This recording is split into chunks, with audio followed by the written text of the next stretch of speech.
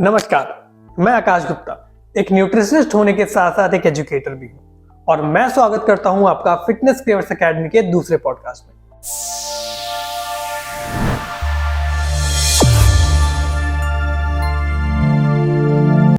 हमारा ये पॉडकास्ट एक बहुत ही अच्छे टॉपिक को डील करता है जो कि है डिप्रेशन।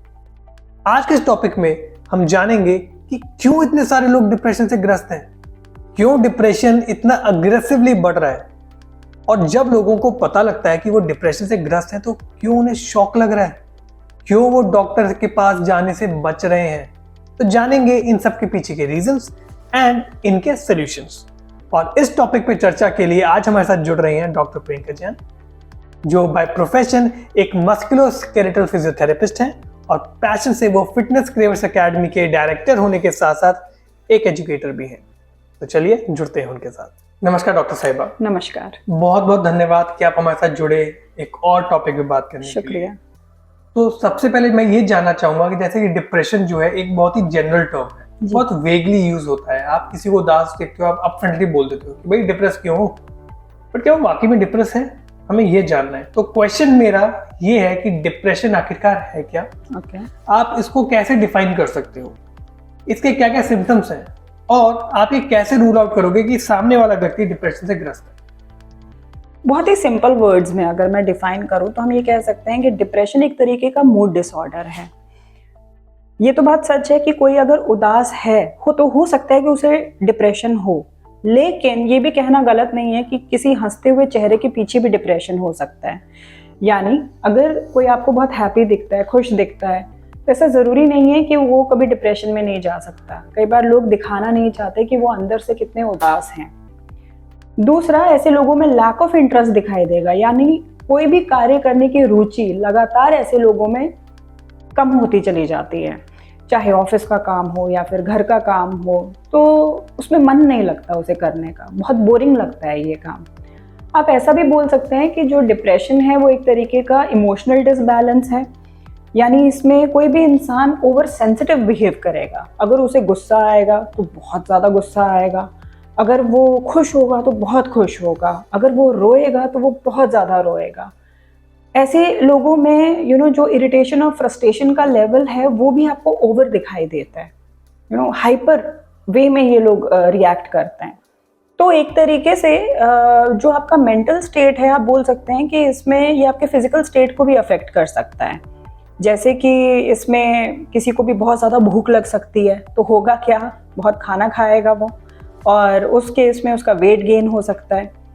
यहाँ तक कि इसमें एपेटाइट लॉस भी देखा गया है, किसी को भूख बिल्कुल भी नहीं लगती है, तो उस केस में ऐसे लोगों को ड्रास्टिक वेट लॉस का सामना करना पड़ता है। स्लीप डिसऑर्डर्स इसमें हो सकते हैं, नींद नहीं आएगी, और अगर आती भी है तो बहुत ही टूट टूट कर आती है, डिस्टर्ब रहती है।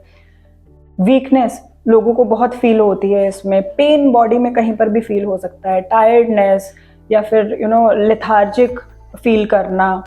तो ये सारी जो चीज़ें हैं, ये सिम्टम्स तो रहते हैं, लेकिन आप ये भी बोल सकते हैं कि इसमें अगर कोई भी ऑर्गन डिप्रेशन की वजह से अगर अफेक्ट हो गया तो उस ऑर्गन के सिम्टम्स आपको दिखाई देंगे। जैसे कि अगर स्टमक, ऐसा हो सकता है डिप्रेशन की वजह से उसका असर आपके स्टमक पे दिखाई दे। तो स्टमक के केस में स्टमक पेन हो सकता है, गैस्ट्रिक इश्यूज हो सकते हैं, इनफैक्ट उसकी जो एलर्जीज हैं वो आपको स्किन के ऊपर भी दिखाई दे सकती हैं। तो दैट ऑल्सो कैन हैपन।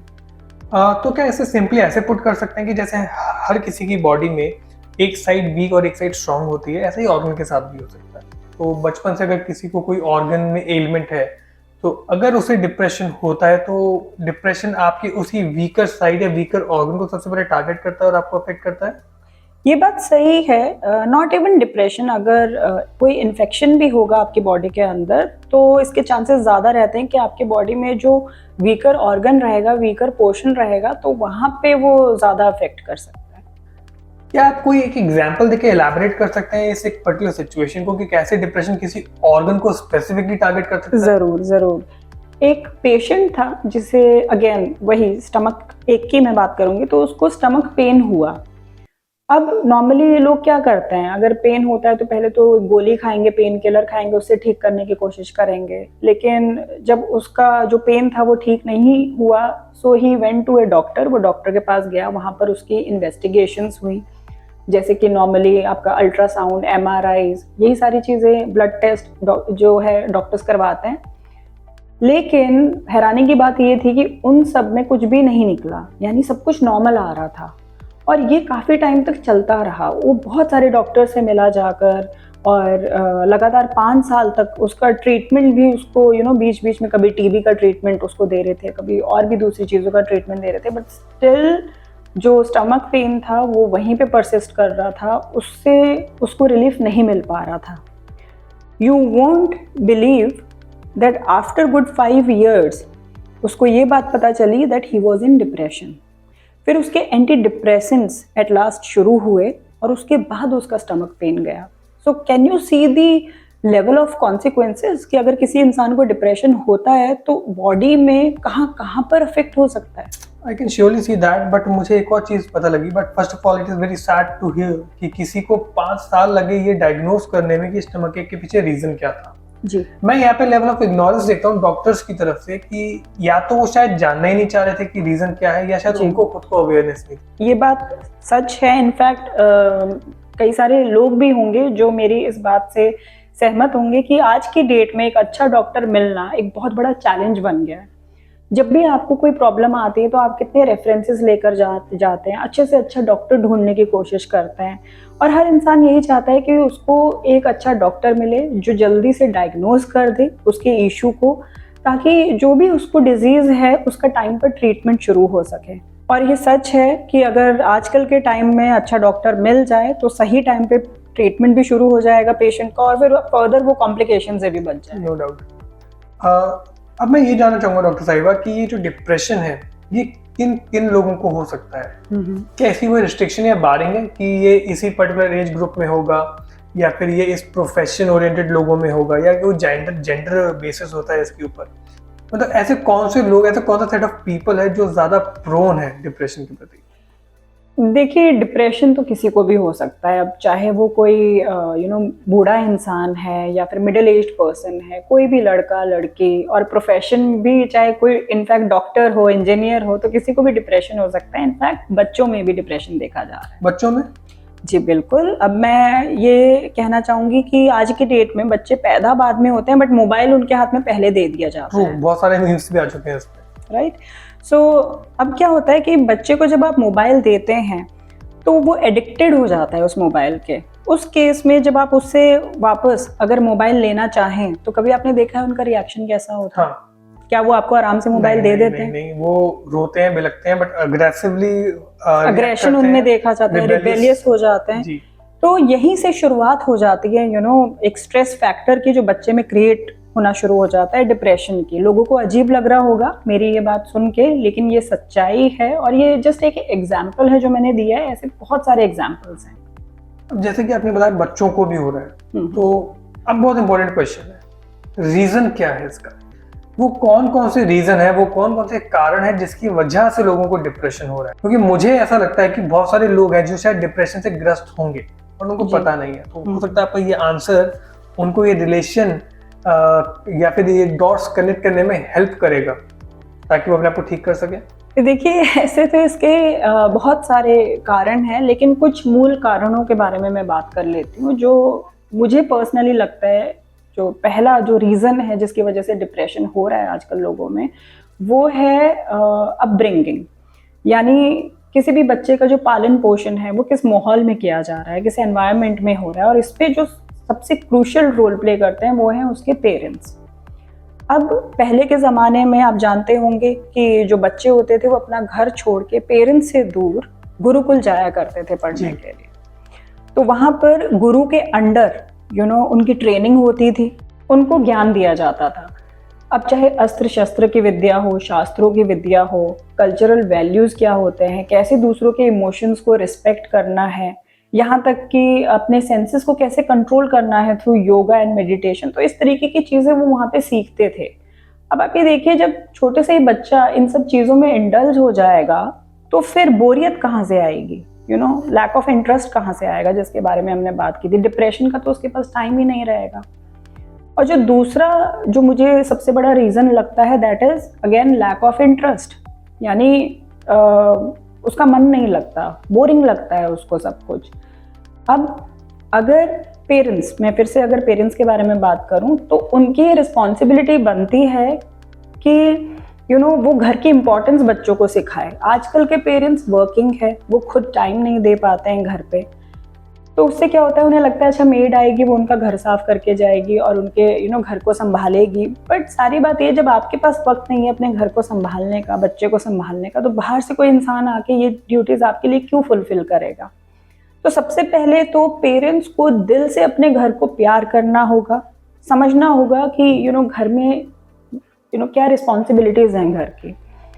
अब छोटे से अगर आप ये देखें तो घर में बहुत सारी चीज़ें होती हैं करने के लिए, चाहे मॉपिंग, ब्रूमिंग, डस्टिंग, क्लीनिंग। आपके पास वहाँ पर इलेक्ट्रिकल अप्लायंसेज होते हैं लाइक फैंस, लाइट्स, फ्रिज, इन सबको साफ करना आप बच्चे को सिखा सकते हैं। किचन की हाइजीन क्या होती है, टॉयलेट की हाइजीन क्या होती है, कबर्ड आप कैसे रीअरेंज करके उसे क्लीन रख सकते हैं। तो बच्चा जब ये सारी चीज़ें सीखेगा तो फिर डिप्रेशन की तो जगह ही नहीं रह जाएगी। लेकिन सारी प्रॉब्लम ये है कि पहली बात, जो पेरेंट्स हैं वो अपने कल्चरल वैल्यूज़ को नहीं समझते हैं। अगर वो समझते भी हैं, जानते भी हैं, तो वो मानना नहीं चाहते हैं। और जब वो मानेंगे नहीं तो आप ये बताइए कि आगे वो इसी नॉलेज को डिलीवर कैसे करेंगे, इसकी इम्पोर्टेंस को डिलीवर कैसे करेंगे अपने बच्चों को। यहाँ पर वो फेल हो जाते हैं। उनका टाइम मैनेजमेंट भी इतना बुरा रहता है कि उन्हें ये पता ही नहीं है कि राइट टाइम पर उनका क्या राइट स्टेप होना चाहिए बच्चे के प्रति। तो ये भी एक मूल कारणों में से था जो मैंने अभी आपके साथ डिस्कस किया है। अगर आप आज से 1000 साल पहले एजुकेशन सिस्टम की बात करें, देखिए उसको, या फिर अपब्रिंगिंग की बात करें, तो क्या होता था पहले के टाइम पे। आपने गुरुकुल की बात करी, बट मैं बात करता हूँ मॉडर्न यूनिवर्सिटीज की, जैसे नालंदा थी, तक्षशिला थी, विक्रमशिला थी। ये वर्ल्ड क्लास यूनिवर्सिटीज थी जहाँ पे लोग बाहर से पढ़ने आते थे, और ये प्रूवन, राइट। आप सोचिए कितना खर्चा करना पड़ता होगा पढ़ने के लिए। शायद जहां तक मेरी नॉलेज है बिल्कुल भी नहीं। बिल्कुल, उनको 1 रुपया, 1 पेनी भी खर्च नहीं करनी पड़ती थी, क्योंकि वो जो यूनिवर्सिटीज थी ना, उनका भरण पोषण, मेंटेनेंस, सैलरी, सब कुछ राजा लोग फंड किया करते थे। जी जी जी। और मेरा ये मानना है शायद इस वजह से उसमें शिक्षा थी, क्वालिटी एजुकेशन थी। बट आज के टाइम पर अगर आप देखोगे ना, करप्शन है। अब एजुकेशन एक लग्जरी बन चुकी है, जिसका पैसा है वो एजुकेशन ले सकता है। एजुकेशन में शिक्षा नहीं बोल रहा, सॉरी, कई लोग कहेंगे हिंदी में बात हुई है, बट फर्क पड़ जाता है। तो आज के टाइम पे आपको एजुकेशन खरीद के मिल रही है, शिक्षा नहीं मिल पा रही। वहीं आप बच्चों के अगर बैग्स देखोगे तो ओवरलोडेड हैं, दिमाग भी ओवरलोडेड है, बट समझ नहीं आता कि लोड किस चीज़ का है। क्योंकि अगर हम वैल्यूज़ की बात करें, कल्चरल वैल्यूज़ की बात करें, और एक इंसान बेहतर बन सके अपनी लाइफ में, तो उसके लिए उसको डाउन टू अर्थ रहना पड़ेगा, उसको ह्यूमन वैल्यूज़ सीखने पड़ेंगे। तो जब यही नहीं सिखाएंगे इंस्टीट्यूशंस में, इसकी कमी रहेगी, तो कोई बच्चा बेहतर इंसान बन कैसे सकता है। No doubt. But apart from upbringing, कोई और रीजन हो जिसकी वजह से लोगों को डिप्रेशन हो रहा हो? एक बहुत बड़ा रीजन है जो हम बोल सकते हैं, that is exercises and nutrition. अब इसकी कमी हो गई है लोगों की लाइफ में। जैसा कि मैंने कहा था कि पहले के टाइम में योगा, मेडिटेशन, ये सारी चीज़ें करवाई जाती थी। तो मुझे ये लगता है कि लोगों को एक्सरसाइजेस की इम्पोर्टेंस नहीं पता, अच्छा न्यूट्रिशन क्या है, हेल्दी न्यूट्रिशन क्या है। हेल्दी सब लोग करते हैं, बट उनको ये नहीं पता होता है कि एग्जैक्ट मीनिंग इसका क्या है, क्योंकि सब लोग जंक फूड में है आजकल। It is an addiction for everybody, और जो हमारा यूथ है वो खराब हो रहा है इस जंक फूड की वजह से। तो ये भी एक बहुत बड़ा रीज़न है मेरे हिसाब से।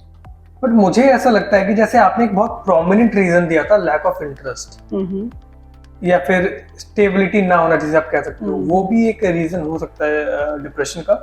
अब स्टेबिलिटी की जैसे हम लोगों ने बात किया, तो पेरेंट्स, उन्हीं का काम रहेगा कि वो अपने बच्चे का जो बेस है उसको स्टेबल करें। अगर उन्होंने सही टाइम पे बच्चे को सही जगह इंडल्ज नहीं किया, तो वहीं पर ही कोई भी बच्चा दूसरी तरफ डाइवर्ट हो जाता है, जैसे कि स्मोकिंग, अल्कोहलिज्म, या फिर ड्रग्स, पार्टीज। क्योंकि ये सारी चीज़ें अपनी तरफ बहुत जल्दी अट्रैक्ट कर लेती हैं। बच्चे को लगता है वहाँ पे उसे ज़्यादा खुशी मिलेगी, लेकिन उससे होता क्या है कि जो बच्चे के रूट्स हैं वो खराब होने शुरू हो जाते हैं। अब जब वो अपनी वैल्यूज को ही नहीं समझेगा तो आगे जाके फिर वो काम क्या करेगा। पेरेंट्स को लगता है कि बाद में जाके बच्चा अपने आप जॉब कर लेगा या फिर उसको बिजनेस में रिक्रूट कर देंगे तो आराम से काम कर लेगा, लेकिन ऐसा नहीं होता, क्योंकि जब उसकी रूट्स ही खराब हो गई हैं तो फिर वो लाइफ में उसको कहीं पर भी इंटरेस्ट नहीं आएगा और वो कोई काम नहीं कर पाएगा। अगर दिस इज प्रीटी ट्रू, जैसे अभी आपने पार्टीज के बारे में बोला, मुझे कोई प्रॉब्लम नहीं है पार्टीज से, first of all I guess आपको भी नहीं होगी और किसी को होनी भी नहीं चाहिए, बट प्रॉब्लम सिर्फ यहाँ पे आती है कि आप किस इंटेंशन से इन पार्टीज को कैरी आउट करते हो और आप किस इंटेंशन से वहां जाते हो। आप जाते हो अल्कोहल, ड्रग अब्यूज, स्मोकिंग, जैसे कि अभी आपने बताया कि उन्हें खुशी मिलती है, उनको खुशी मिलती है उससे, they feel very happy, but let me tell you a fact, till you are not grounded you can't be happy. Ground से जुड़ा होना बहुत जरूरी है, उसी टाइम पे आपको वाकई में सही मायने में खुशी मिलती है। अदरवाइज ये तो सब एस्केप रूट है थोड़ी थोड़ी देर के लिए, तो वो कहते हैं ना हिंदी में क्षण भर की खुशी, तो ये क्षण भर की खुशी होती है, बस दैट्स इट। उसके बाद आपको पूरी जिंदगी गम में ही काटनी पड़ती है। तो पार्टीज तो एक तरीके से जरिया जरूर है, मगर ये एक परमानेंट सोल्यूशन भी नहीं है। तो डॉक्टर साहिबा, अब जो लास्ट इस कॉन्वर्सेशन को हम एंड करेंगे वो होगा सोल्यूशन के साथ, जो सब सुनना चाहते हैं जी। क्या इस डिप्रेशन का कोई सोल्यूशन है परमानेंट, या फिर अगर ये किसी को हो गया तो हो गया, अब आप कुछ नहीं कर सकते?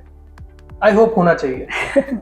है, बिल्कुल है इसका सोल्यूशन। और देखिए, सबसे पहले तो अगर डिप्रेशन डिटेक्ट हो जाता है तो उस पेशेंट को रेफर कर दिया जाएगा न्यूरोसाइकाइट्रिस्ट पे। अब जो न्यूरोसाइकाइट्रिस्ट हैं वो दो तरीके से पेशेंट्स को ठीक करते हैं, एक तो काउंसलिंग करके या फिर मेडिकेशन से। बट सही बात तो ये है कि जब प्रॉपर डायग्नोसिस होगा तभी तो उसको ट्रीटमेंट मिलेगा, तो वो होना भी सबसे पहले इम्पॉर्टेंट रोल प्ले करता है। अब जो मेडिकेशन है, ऐसा नहीं है कि वो लाइफ टाइम चलती है। जो मेडिकेशन आपकी होती है, जो डोसेजेस होती हैं, वो समय के साथ रिड्यूस भी होती रहती हैं, कम होती रहती हैं। आपको सारी चीज़ें माननी चाहिए, उसमें जो उसके इफ्स एंड बट्स होते हैं, तो आप धीरे धीरे डिप्रेशन से बाहर भी आ जाते हैं और एक नॉर्मल लाइफ जीना भी शुरू कर देते हैं। अब प्रॉब्लम वहाँ पर आती है कि जहाँ पर लोग मानने को तैयार नहीं होते कि उनको डिप्रेशन है, क्योंकि बहुत नेगेटिवली लोग इसको लेते हैं डिप्रेशन किया गया है इस तरीके से। बिल्कुल, पहले तो हमें ये चीज़ समझनी होगी डिप्रेशन है क्या। अब जैसा आपको अगर ब्लड प्रेशर की प्रॉब्लम आती है तो आप उसके लिए मेडिसिन लेते हैं, आपको अगर शुगर इश्यूज हैं तो शुगर के लिए भी मेडिसिन जो है प्रिस्क्राइब की जाती है डॉक्टर्स द्वारा। तो जब उसके लिए हम मेडिसिन ले सकते हैं, then why not for depression, क्योंकि ये भी तो एक तरीके का हार्मोनल डिसबैलेंस ही है जो हमारे ब्रेन में हुआ है। तो जब आप उसके लिए भी मेडिसिन का कंजम्पशन करते हैं, यू गेट वेल सून, आप ठीक हो जाते हैं। फिर मैं इस पे सिर्फ एक बात ऐड करना चाहूंगा कि लोगों को वाकई में ये बात समझना बहुत जरूरी है। वो ये है कि जब आपको डिप्रेशन है तो आपको एक डॉक्टर यानी एक साइकाइट्रिस्ट या न्यूरोलॉजिस्ट को दिखा देना चाहिए। इस पे लोग ऑफेंडेड फील करते हैं कि यार हम पागल थोड़ी हैं, हम डॉक्टर के पास जाएंगे दिमाग वाले के पास। उनको ये चीज समझनी चाहिए। जैसे आपने बोला बीपी, अगर आपको किसी ऑर्गन का या किसी हार्मोनल इशू होता है तो डॉक्टर के पास जाते हो ना, नॉर्मल है। ब्रेन इज ऑल्सो ऑर्गन, अगर उसमें कोई प्रॉब्लम है और कोई हार्मोनल इशू है तो प्लीज जाओ ना डॉक्टर के पास। एग्जैक्टली। तो आई गेस ये मेंटालिटी चेंज करना बहुत जरूरी है जी, और वो इसीलिए हम लोग ये एपिसोड्स कर रहे हैं ताकि लोगों की अवेयरनेस बढ़े। एग्जैक्टली। सो ये तो एक मेडिकल पर्सपेक्टिव से आपने एक सोल्यूशन दे दिया। अब मैं ये जानना चाहूंगा कि क्या इसके अलावा कोई और तरीका है जो लोग अपनी लाइफस्टाइल में चेंज कर सकें, इनकलकेट करके अपने आप को डिप्रेशन से मुक्ति दिला सकें? अगर आप चाहते हैं कि आप डिप्रेशन में ना जाएं, या फिर अगर डिप्रेशन में ऑलरेडी हैं तो उसे कंट्रोल करना चाहते हैं, तो यस, योगा एंड मेडिटेशन, हमने पहले भी इसके बारे में बात की थी, it plays a very important role in our life. लेकिन उसके साथ साथ एक्सरसाइजेज और न्यूट्रिशन, हम उसको भी नेग्लेक्ट नहीं कर सकते। प्लस जो हमने पेरेंट्स के रोल के बारे में बात की थी, और इनफैक्ट हमने अपने वैल्यूज़ के बारे में बात की थी, तो अगर वो भी ऐड हो जाएं किसी भी इंसान की लाइफ में तो उसकी लाइफ ज़रूर बेहतर होगी। अब फिटनेस क्रेवर्स एकेडमी में हम लोग एक्सरसाइजेज और न्यूट्रिशन पर ही फोकस करते हैं, क्योंकि अक्सर लोगों को ये लगता है कि अच्छा ठीक है, रनिंग पे जाएंगे तो इससे हमारा हेल्थ बहुत अच्छा रहेगा, लेकिन ये बात सच नहीं है कि अगर आप रोज़ भागते ही रहेंगे तो आप फिट रहेंगे। नहीं, फिर आपको मसल लॉस भी झेलना पड़ेगा। उसी के लिए स्ट्रेंथ ट्रेनिंग भी ऐड की जाती है, जो वेट ट्रेनिंग होती है। लेकिन अगर लोग ये सोचते हैं हम सिर्फ वेट ट्रेनिंग करेंगे और बाकी कार्डियो एक्सरसाइज नहीं करेंगे, तो फिर उनका जो हार्ट और लंग्स हैं वो कैसे अच्छे रह पाएंगे। तो यहाँ पर फिटनेस के कंपोनेंट्स के बारे में, इम्पोर्टेंस ऑफ डिफरेंट एक्सरसाइजेस, ये सारी चीज़ें सिखाई जाती हैं। और ये बात भी साइंटिफिकली प्रूवन है कि जब आप एक्सरसाइज करते हैं तो ग्रुप ऑफ हार्मोन्स रिलीज होते हैं that are known as endorphins, जिनको हम हैप्पी हार्मोन्स के नाम से भी जानते हैं। अब मान लीजिए कि आपको एक्सरसाइज करने का बिल्कुल मन नहीं है, लेकिन फिर भी किसी तरीके से आप एक्सरसाइज करते हैं। At the end of the session you feel very happy. आपको बहुत ही प्राउड फील होता है अपने ऊपर कि मन नहीं था लेकिन उसके बावजूद भी आपने एक्सरसाइज की, और एक फील गुड इफेक्ट आता है, अपने ऊपर बहुत अच्छा लगता है कि हमने एक अच्छा स्टेप उठाया है। तो वो हुआ क्या है, आपके हैप्पी हार्मोन्स रिलीज हुए हैं। इसलिए कहा जाता है कि एक्सरसाइजेज जरूर करें। तो इम्पोर्टेंस ऑफ एक्सरसाइजेज यहाँ पर बताई जाती है, प्लस न्यूट्रिशन क्या रोल प्ले करता है। जैसे मैंने आपको कहा था, लोगों को पता नहीं है कि अच्छा खाना क्या है। We are surrounded with sugars, चारों तरफ हमारे शुगर ही है, जिसकी वजह से डायबिटिक हो रहे हैं लोग। तो उसकी भी इम्पोर्टेंस जो है वो पेरेंट्स को समझनी पड़ेगी, ताकि वो अपने बच्चों को ये चीजें डिलीवर कर सकें और वो डिजीजेस और डिसऑर्डर से दूर रह सके, बच्चे भी रह सके, वो खुद भी रह सकें। बहुत बहुत धन्यवाद डॉक्टर साहिबा कि आपने इतने सारे व्यूज शेयर करे और लोगों को बताया कि कितनी इम्पोर्टेंस रखता है आपकी मेंटल हेल्थ, और उसी से जुड़े हुए आपकी फिजिकल हेल्थ भी जुड़ी हुई है, और साथ ही साथ आपके कल्चर, आपके वैल्यूज कितना इम्पोर्टेंट रोल प्ले करते हैं। धन्यवाद। था ना बहुत डिप्रेसिंग टॉपिक? नहीं, बहुत इंटरेस्टिंग टॉपिक था। और अगर आपको ये वीडियो अच्छी लगी हो तो खूब लाइक करो, शेयर करो फ्रेंड्स के साथ, रिलेटिव्स के साथ, एंड स्पेसिफिकली उनके साथ जिनको देखकर आपको लगता है कि शायद ये डिप्रेशन से गुजर रहे हैं, ताकि उनकी लाइफ में थोड़ा बेटरमेंट आ सके। और हाँ, सब्सक्राइब करना ना भूलें हमारे चैनल को, विच इज फिटनेस क्रेवर्स अकेडमी। तब तक के लिए अच्छा खाएं, व्यायाम करें और खुश रहें। धन्यवाद।